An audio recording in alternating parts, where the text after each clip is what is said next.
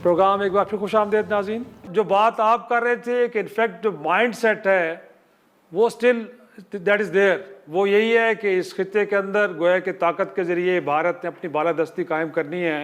और फिर जो वेस्ट बंगाल के इलेक्शन की जहाँ ममता बनर्जी की को 15 साल से ऊपर हुकूमत थी बट वहाँ से उनका रुखसती हुई, वहाँ पे भी बीजेपी अब पेनिट्रेट कर गई है। सर इस माइंड सेट को कैसे अब हमने ठीक करना है? गोया कि अगेन रीजनल अप्रोच, जिस तरह बांग्लादेश के अंदर, नेपाल के अंदर हमने देखा एंटाई भारत एक सेंटिमेंट्स बना, और अब हम कुछ और ममालिक के साथ मिलके रीजनली इसको एड्रेस करें, या अगेन इसके लिए भी हमें दुनिया के बड़े ममालिक को एंगेज करना पड़ेगा और कहीं फिर इंडिया को उनके माइंडसेट में तब्दीली लाने के लिए मजबूर करना पड़ेगा?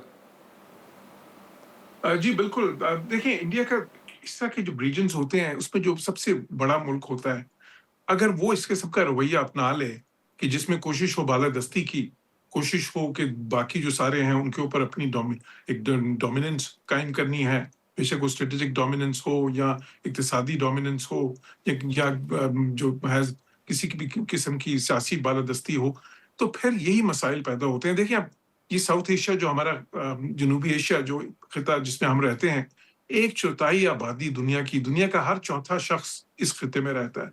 लेकिन अभी तक क्या हालत है कि अभी तक देखें वो जो जिस तरह की डेवलपमेंट यहाँ पे होनी चाहिए, जिस तरह की जो इंट्रा रीजनल ट्रेड होनी चाहिए, मिसाल के तौर पे सिर्फ 3% यहाँ पे जो ट्रेड है, जो तजारत है, वो खिते के ममालिक की आपस में है, जिसको इंटर रीजनल ट्रेड कहते हैं। वो कहाँ यूरोपियन यूनियन देखें मिलके कहाँ से कहाँ चले गए, आसियान कहाँ से कहाँ, नाफ्ता वाले कहाँ से कहाँ, और सिर्फ हिंदुस्तान की इस जिद की वजह से कि वो कॉपरेशन की बजाय कॉन्फ्लिक्ट चाहते हैं। ये सारा खिता इस वक्त हॉस्टेज बना हुआ है उनके इस पॉलिटिकल जो है ना डिजाइन्स का। और ये सिर्फ ये है कि जो उनके मुल्क के अंदर की सियासत है वही जो है ना उनकी फॉरेन पॉलिसी में भी रिफ्लेक्ट होती है। अब इसको बदलने की जरूरत है। अगर वो खुद नहीं बदलेंगे, देखें 2-3 चीजें हैं उसमें।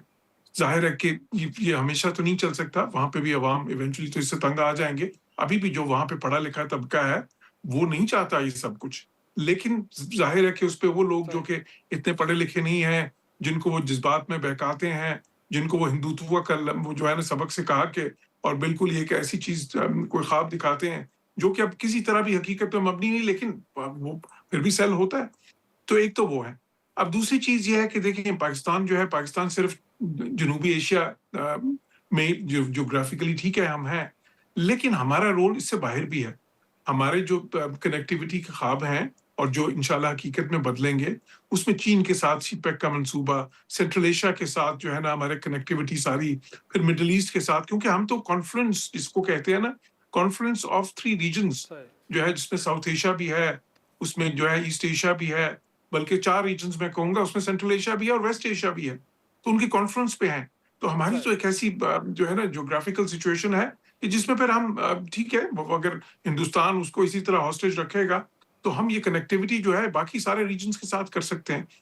उसमें पाकिस्तान की इस वक्त देखें जिस तरह पाकिस्तान रीब्रांड हो रहा है, पाकिस्तान के लिए बहुत से रास्ते खुलेंगे। इंशाल्लाह ये ईरान यूएस जंग जो है एक बार खत्म हो जाए तो आप देखेंगे कि सेंट्रल एशिया की तरफ जो है ना ईरान की, और ईरान खुद इतनी बड़ी इकोनॉमी है, फिर जो मुशरक वस्ता के सारे मुल्क हैं इस वक्त, अब वहां पे देखें पाकिस्तान के लिए जो है ना किस किस्म की खैर सगाली है और किस तरह से पाकिस्तान को देखा जा रहा है। ये सऊदी अरब के साथ जो एसएमडी हमने साइन किया है, ये उसी की एक मैनिफेस्टेशन है। तो इसलिए मैं समझता हूँ कि देखें, जो अगर हिंदुस्तान जो है वो हॉस्टेज बना के रखेगा पूरे जनूबी एशिया को, तो उसका मतलब ये नहीं कि फिर पाकिस्तान भी बस उसी में जो है उसी बंद गली में रुकेगा। हमारे लिए तो फिर जो है ना वो कि जिस तरह इकबाल ने कहा, सितारों से आगे जहां और भी हैं, तो फिर बहुत से कनेक्टिविटी के हमारे पास और भी जो है ना जीने हैं, बहुत से और भी एवेन्यूज हैं। तो इंशाल्लाह देखिए पाकिस्तान जो है, और फिर पाकिस्तान जनूबी एशिया के अंदर भी कोशिश करता रहेगा। ये जो सारे मुल्क हैं, देखिए बांग्लादेश हो गया, श्रीलंका हो गया, नेपाल हो गया, मालदीव्स, सबके पाकिस्तान के साथ बहुत अच्छे ताल्लुकात हैं। और अगर एक मुल्क रुकावट डालेगा तो फिर बाकी मुल्क सारे मिलके एक अल्टरनेटिव भी बना सकते हैं, उसका उस तरफ भी जा सकते हैं इंशाल्लाह। बहुत शुक्रिया जौहर सलीम साहब। और बाकर मैं आप एक तरफ आऊँगा, बड़ी देर से आप इंतज़ार भी कर रहे थे। इनफैक्ट जो ब्रिगेड ने बात की कि लीडरशिप ने भी एक डिसाइसिव रोल प्ले किया है, बट मैं कल परसों आपका एक एनालिसिस छपा है इस वॉर को लेके, जिसमें आपने फोकस किया है कि जो मॉडर्न वारफेयर्स हैं उन्होंने शायद ज़्यादा रोल प्ले किया, जिसमें ड्रोन्स की बात आप कर रहे हैं, सैटेलाइट की बात कर रहे हैं, जैमिंग की बात कर रहे हैं, साइबर की बात कर रहे हैं। तो क्या लगता है आपने इस जंग को कवर भी किया है और फिर साथ में एनालाइज भी किया है, डिसाइसिव फैक्टर्स कौन से थे? इसमें शाहिद साहब ये है कि जो हम इसको सिर्फ एक ब्रीफ कन्फ्रंटेशन के तौर पे ना देखें कि जो 90 घंटे तक जारी रही, बल्कि हम देखें कि इस मिलिट्री कंपटीशन में एक नया पहलू आ गया है, नया एक फेज स्टार्ट हो गया है कि अब आइंदा जंगें जो होंगी वो बहुत तेज़ होंगी, टेक्नोलॉजी ड्रिवन होंगी, बहुत ज़्यादा टेक्नोलॉजी पे रिलायंस होगी और उनकी एग्जीक्यूशन काफ़ी प्रिसाइज होगी। और उसके अलावा जहाँ तक है ना कि ये चीज़ें ये तो इंट्रोड्यूस हो चुकी हैं, अब ड्रोन्स भी आ गए, इलेक्ट्रॉनिक वॉरफेयर भी आ गया, सेंसर भी आ गए, सब कुछ आ गया। तो इसका जो डायनामिक है ना, अब वो काफ़ी हद तक तब्दील हो गया है। अभी यहाँ तक हम जो 3 दहाइयाँ अभी गुजरी हैं जबकि हमने न्यूक्लियर टेस्ट किए थे, तो एक एजम्पशन थी कि हम यहाँ पे चूँकि एक न्यूक्लियर वेपन यहाँ पे आ गए हैं दोनों ममालिक के पास, तो जब भी कॉन्फ्लिक्ट होगा उसके बाद एक पॉलिटिकल या बेलिकॉज किस्म का रेटरिक होगा, उसके बाद ये सब चीज़ें मैनेज हो जाएंगी, अनकंट्रोल्ड एस्केलेशन नहीं होगी। वो बाउंड्रीज 2025 का जो कॉन्फ्लिक्ट था पहले से 19 में भी चेंज होना शुरू हो गई थी, 25 में ये ट्रेंड सॉलिडिफाई हो गया है क्योंकि दोनों साइड्स ने अब जाके एक दूसरे की मिलिट्री इंस्टॉलेशंस को भी टारगेट किया। आपको याद होगा पाकिस्तान में भी मिलिट्री इंस्टॉलेशंस, यहाँ तक कि सीज फायर जब साइन हो रहा था या एग्रीमेंट हो रहा था तो पाकिस्तान की एयरफोर्स की बेस को टारगेट किया। आपने खुद जिक्र किया कि इंडिया की कुछ 26 के करीब हमने इंस्टॉलेशंस को टारगेट किया।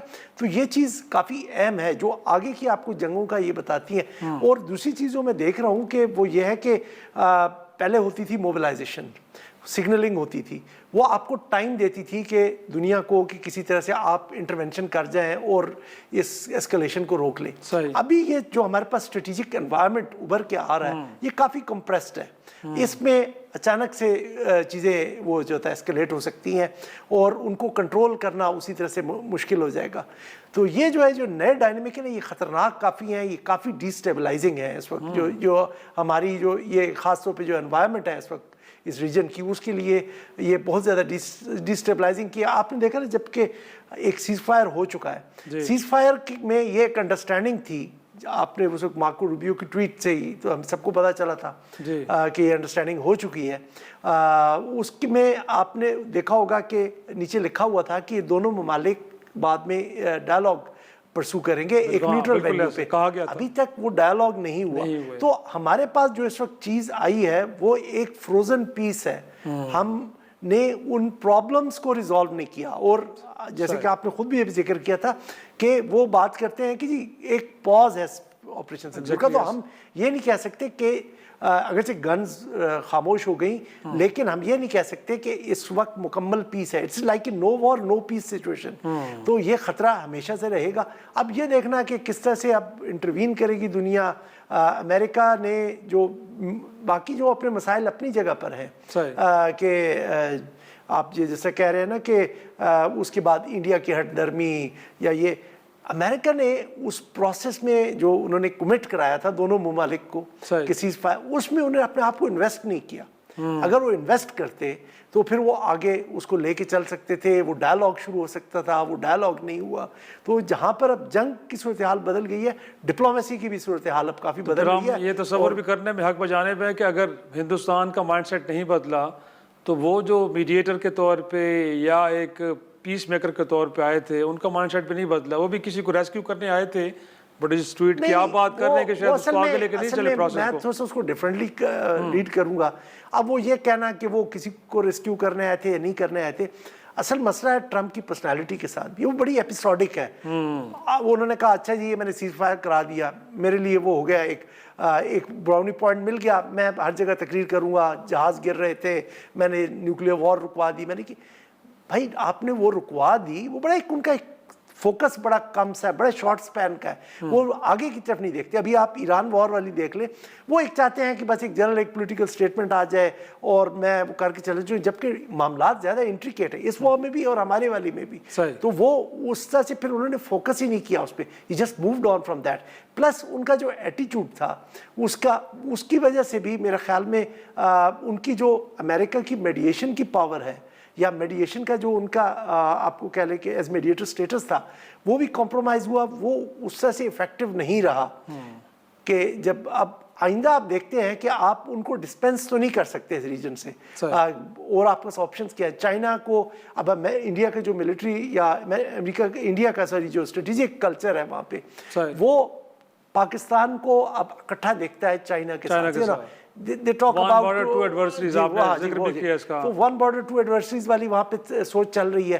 تو چائنا تو ایک نیوٹرل میڈیٹر کے طور پہ اب نہیں ہوگا, امریکہ کو ہی انہوں نے لینا ہے. لیکن امریکہ کی جو سیریسنس ہے نا اس معاملے پہ وہ مجھے ابھی تک نظر نہیں آئی کہ وہ جب تک سیریس نہیں ہوں گے وہ اس پرابلم کو ریزالو کرنے کی جو کور ایشوز ہیں وہ وہاں پر ہیں, بلکہ اب تو بڑھ چکے ہیں. مطلب کشمیر کا ایک مسئلہ کور ڈسپیوٹ تھا, اب اس سے زیادہ ایک جو پاکستان کے لیے جو پاکستان کی جو مین لینڈ ہے اس کے لیے ایک ایگزسٹنشل تھریٹ کے طور پہ وہ جو واٹرز کا مسئلہ ابھر رہا ہے, تو ان کی طرف کسی نے توجہ نہیں دی. ناظرین گفتگو جاری ہے, چھوٹا سا بریک, واپس آتے ہیں گفتگو کے سلسلے کو آگے بڑھائیں گے.